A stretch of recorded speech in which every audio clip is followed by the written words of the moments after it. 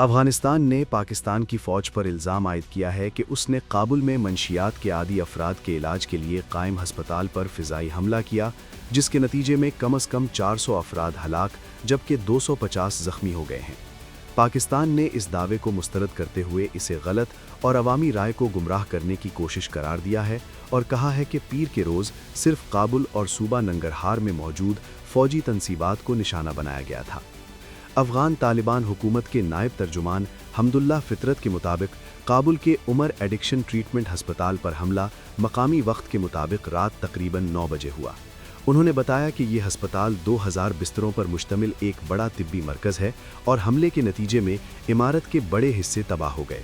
ان کے مطابق اب تک ہلاکتوں کی تعداد 400 تک پہنچ چکی ہے جبکہ تقریباً 250 افراد زخمی ہونے کی اطلاعات ہیں اور ریسکیو ٹیمیں ملبے سے لاشیں نکالنے میں مصروف ہیں۔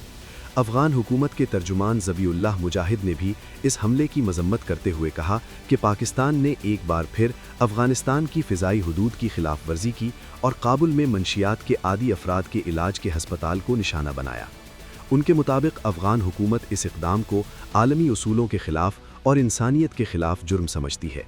دوسری جانب پاکستانی وزیر اعظم کے ترجمان مشرف زیدی نے ان الزامات کو بے بنیاد قرار دیتے ہوئے کہا کہ کابل میں کسی ہسپتال کو نشانہ نہیں بنایا گیا۔ پاکستان کی وزارت اطلاعات نے ایک بیان میں کہا کہ حملوں میں صرف فوجی تنصیبات اور دہشت گردوں کی معاونت کرنے والے ڈھانچے کو نشانہ بنایا گیا، جن میں افغان طالبان کے تکنیکی ساز و سامان اور اسلحے کے ذخائر شامل تھے، اور یہ مقامات کابل اور ننگرہار میں موجود تھے جہاں افغانستان میں موجود پاکستانی جنگجو بھی سرگرم تھے۔ امریکی صدر ڈونلڈ ٹرمپ نے ایران پر الزام عائد کیا ہے کہ وہ اپنے سے 1000 میل کے فاصلے پر موجود ہر ملک پر میزائل داغ رہا ہے۔ انہوں نے کہا کہ ایران ہزاروں میزائل ان ممالک پر داغ رہا تھا جو اس جنگ میں شامل ہونے کی توقع نہیں کرتے تھے۔ ٹرمپ نے دعویٰ کیا ہے کہ ایران کی تمام قیادت ختم ہو چکی ہے اور انہیں کوئی اندازہ نہیں کہ وہ اس وقت کس سے معاملہ کر رہے ہیں۔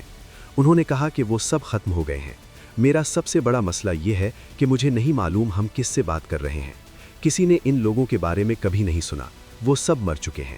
امریکی صدر کا کہنا تھا کہ امریکہ اس جنگ میں اب تک 7000 اہداف کو نشانہ بنا چکا ہے اور 100 سے زائد بحری جہازوں کو تباہ کر چکا ہے۔